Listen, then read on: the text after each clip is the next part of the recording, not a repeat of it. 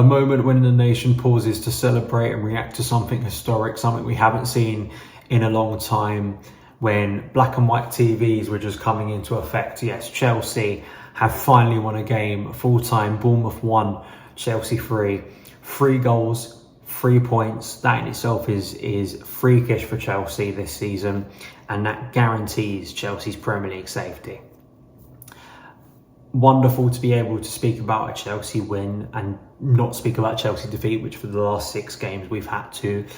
And it's nice to look at certain players today and feel that the output was there. There was excitement. There were moments of intrigue and confidence coming back into some of those players.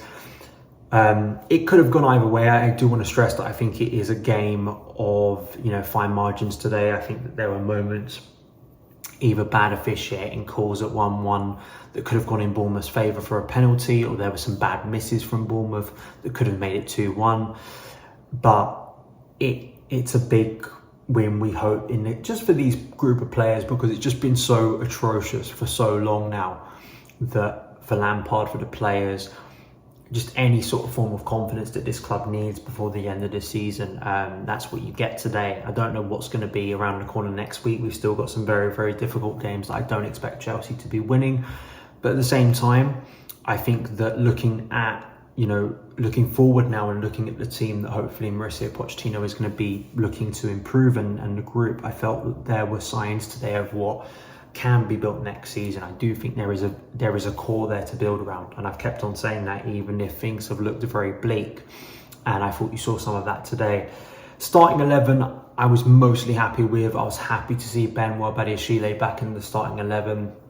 Trevor Chalobah, I like seeing him play at right back rather than Cesar Azpilicueta. I was happy to see Enzo and Kante in midfield, Conor Gallagher, Madueke and Mudryk as sort of wide players. I thought that was quite obvious after midweek that those two would start this game. They did, and hopefully we'll see them two start a lot more for the rest of this season for the remaining games. Kai Havertz coming back into the starting 11. No Aubameyang in the squad entirely. No Wesley Fofana. Apparently it's to do with a hamstring injury, because Fofana wasn't great on Tuesday night, but it's not like Fofana for me is one of those players that I'm looking at and going, yeah, he needs to be binned, he needs to be excluded from the team. It's just, you can have a bad performance, but I don't see him as one of the main problems. This is a guy that we're going to hopefully build around in our defence for a long time. So all round, I was happy with the team, and I felt that it was good to see them start energetically, and really good ball from N'Golo Kante into the box, the sort of cross that Chelsea don't have a lot of quality on the ball, and I felt that it was good to see a number 8 in Conor Gallagher make a late run into the box and finish a chance. I felt that the equaliser, I know Kepa gets a lot of abuse, and there are a lot of shots from distance that I know that we speak about this a lot, that are kind of, you can have a go at him. But I do think this one, I know it's become a bit of a meme over the years, I do actually think this effort is just unsavable. I mean, I think there's at least one angle that kind of shows you, I think it's very difficult for any goalkeeper to try and save it unless he is literally standing on one side of the goal and sort of jumping up, the ball sort of curls over just under crossbar and into the top corner. I do think it is just a wonderful strike, but it was so frustrating to take that lead and then to give it away so quickly. And your big concern with these group of Chelsea players is the moment something goes against them in a game, it's going to basically be system shutdown and we collapse. That's not what happened. There are events within the game, like some big missed chances in the second half of Bournemouth, like the VAR call that doesn't go in Bournemouth's favour when they checked Dominic Solanke. It looked like Thiago Silva in the second half, we're talking about now, had made a really good challenge on Dominic Solanke to stop him scoring or getting a shot away. But the replays kind of showed that maybe it probably should have been a penalty. It wasn't given as a penalty. I think Bournemouth will feel hard done by. Again, it's kind of those moments of in games that maybe in other ways you can talk about it and go, a lot of time this season it's felt like haven't gone in Chelsea's favour. They did today, and it gives us that opportunity to then go on and win the game. Hakim Ziyech comes on, Raheem Sterling comes on, Joao Felix comes on. Unfortunately, Ben Chilwell goes down injured with what looks like a hamstring injury.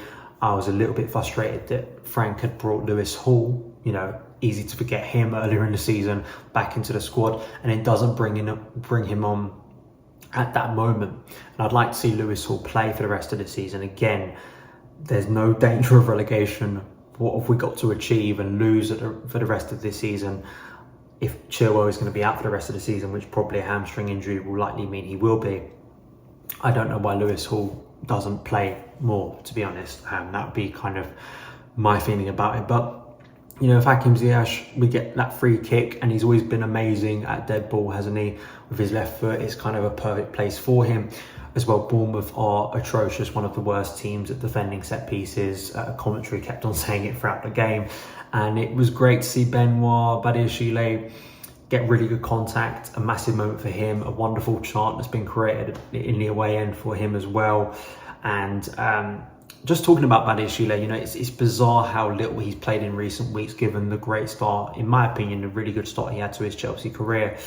And I know Lampard was talking about he wasn't in the Champions League squad, but that's not really a valid excuse for me, because we have played quite a few Premier League games. So it's not just the fact that he can't play in the Champions League. We have been playing Premier League games that he could have been playing, and for me, I think should have been playing. And I also just think that in a season that is rightly defined by so many mistakes on and off the pitch, and Chelsea not getting value and spending money and it not going well, I think Badiashile doesn't fall into that category. For around 35 million, this looks like a really good piece of business. And I'm not just, you know, we can talk about the goal, which of course wins Chelsea the game or gets Chelsea on the route to win the game. But I also think that just as a defender, I think he's really composed. I think he manages situations really well. He seems to know, he isn't kind of rushing into things. You know, when you look at a more experienced defender this season, like Hyperbole, who was looked overawed by the Premier League, Badiashile is very quickly settled into the sort of the tempo of the Premier League, getting his body in between the ball, sometimes knowing when to be more aggressive, knowing when to kind of put the foot off the gas a little bit and not go in as quickly. I also think technically on the ball, some of the passes he's able to float in, and there was a few times where maybe he gets them wrong, but I think that is something that, particularly when you look at Mauricio Pochettino coming in, I think it'd be really exciting to see how Badiashile develops on from, you know, next season. So just, I think, as I say, not many positives that you're going to take from this season, but I think one of them is the signing of Benoit Badiashile from Monaco, because I think he looks like a really, really good player that will be developed. And, you know, Chelsea have some very talented players, and you saw that demonstrated in the third goal with Raheem Sterling, Ruben Loftus-Cheek, combining Raheem Sterling running through the heart of Bournemouth, and really good cutback for Joao Felix, and a really good finish from Joao Felix, you know, really instinctive one too, and that wraps up the game. And it just shows the quality Chelsea do have when they can combine. But, you know, that in itself is such a rarity this season. So it's big, I think, for Frank Lampard. He's been on this awful run. If you look back to his time at Everton too, for Chelsea, it ends an awful run, and it just it completely eliminates any talk of relegation. We're now finally over the 40-point mark, which has been, we've been waiting for that for so long at this point. It's quite kind of comical now, and just, you know, nice to have a nice day talking about Chelsea, because they've been so rare this season, so rare us scoring 3 goals within a game. I think it's not even like 4 or 5 this season. I mean, that kind of shows you, if you look at the Premier League, how few goals we've scored. So I guess for the rest of the season, I want to see Madueke play more. I felt he was really exciting today, a real confidence on the ball in that right wing, got in some really good positions. I just think personally for him, it's that decision making that needs to be a lot better when he gets into those positions, because, you know, as he moves forward, that is going to be something of criticism. But he was just showing a lot more confidence and directness and ambition on the ball, which you just haven't seen from so many Chelsea players who just look so, you know, just drained of all of that. And I think that's what's quite exciting moving into next season. So those are my thoughts. As I say, it's not a game changing, you know, you don't want to go overboard with this because it's been an atrocious season, but I guess for a bank holiday weekend, just to give us some joy in what has been such a dreadful season, at least we can sit back, we can actually probably watch Match of the Day for the first time in a long time,